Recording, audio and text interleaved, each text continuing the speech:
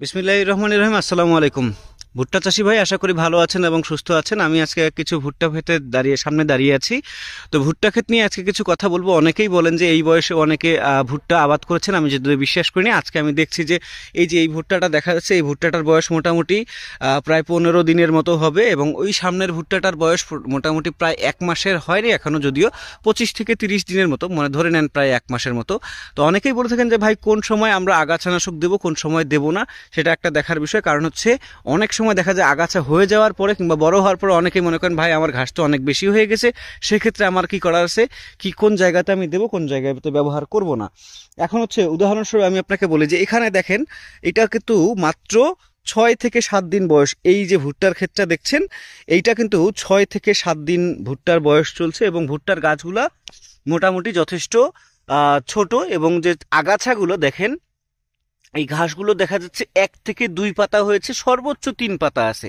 আমি আবারও আপনাদেরকে ভালোভাবে দেখাচ্ছি। এই যে ভুট্টার গাছটার বয়স 6 থেকে 7 দিন, এবং পাশাপাশি এই যে ঘাসগুলো দেখা যাচ্ছে 2 থেকে 3 পাতা সর্বোচ্চ, কিংবা সর্বোচ্চ হলো 4 পাতা পর্যন্ত আছে। যদি আপনার জমিতে ভুট্টা, যদি আপনি একজন চাষি হয়ে থাকেন, আপনার জমিতে যদি 2-3 পাতা অথবা 4 পাতা অথবা 1-2 পাতা দেখা যাচ্ছে এমন অবস্থায় থাকা, কিংবা 6 থেকে 10 দিন পর্যন্ত আপনার ভুট্টার বয়স হয়, সেই ক্ষেত্রে কিন্তু আপনার কাছে অনুরোধ করব ওই সময়টাতে আপনি অ্যাট্রাজিন কিংবা অ্যাট্রাজিন ও মেসোট্রিয়ন গ্রুপের, আমাদের যেমন এসিআই ক্রপ কেয়ারের আগাছানাশক আছে প্রিজম, আপনি চাইলে প্রিজম ব্যবহার করতে পারেন, অথবা অ্যাট্রাজিন ও মেসোট্রিয়ন গ্রুপের আপনি যে কোনো কোম্পানির, ভালো কোম্পানির আপনি চাইলে ব্যবহার করতে পারেন। সেক্ষেত্রে আপনি, আমার কাছে মনে হয়, ভালো একটা ফলাফল পাবেন।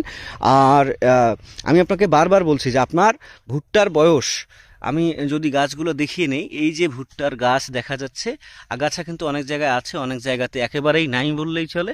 তো সেই ক্ষেত্রে আমি আপনাদেরকে যেটা বলবো যে আপনি ভুট্টার যে জমি আছে কিংবা ভুট্টার গাছ, এই গাছটা, ভুট্টার গাছ 7 থেকে 10 দিন বয়স কিংবা 6 থেকে 10 দিন বয়স যখন হবে, অথবা আগাছা যে আমরা 2-1টা দেখলাম, সেই আগাছা কিন্তু 1 থেকে 2 পাতা কিংবা 3 পাতা, সর্বোচ্চ 4 পাতা পর্যন্ত যখন হবে, তখন কিন্তু আপনি দিবেন। আর একটা বিষয় হচ্ছে ভাই, কখন আপনি আগাছানাশক দিবেন না।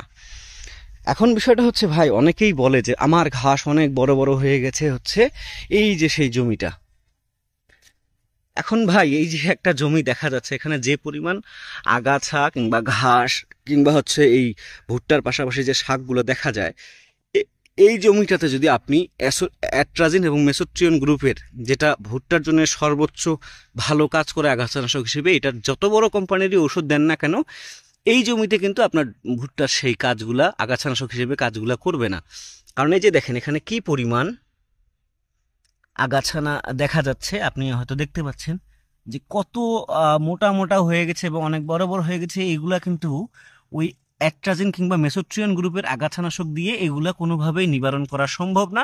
যদি কেউ কোনো কোম্পানির লোক বলে যে ভাই আমার কোম্পানির ওষুধ দেন, সেক্ষেত্রে আপনি এটা নিশ্চিত থাকবেন যে ওই কোম্পানির লোকটা হচ্ছে সর্বোচ্চ বড় ওয়ান টাইপ অফ, মানে আমি যেটাকে বলবো মানে খারাপ লোক। কারণ কিছু কিছু জায়গা থাকে, যেমন এই জায়গাটা একটা প্ল্যাটফর্ম যেখানে আমরা কাউকে গালিগালাজ করতে পারি না কিংবা অন্যরকম কোনো কিছু বলতে পারি না।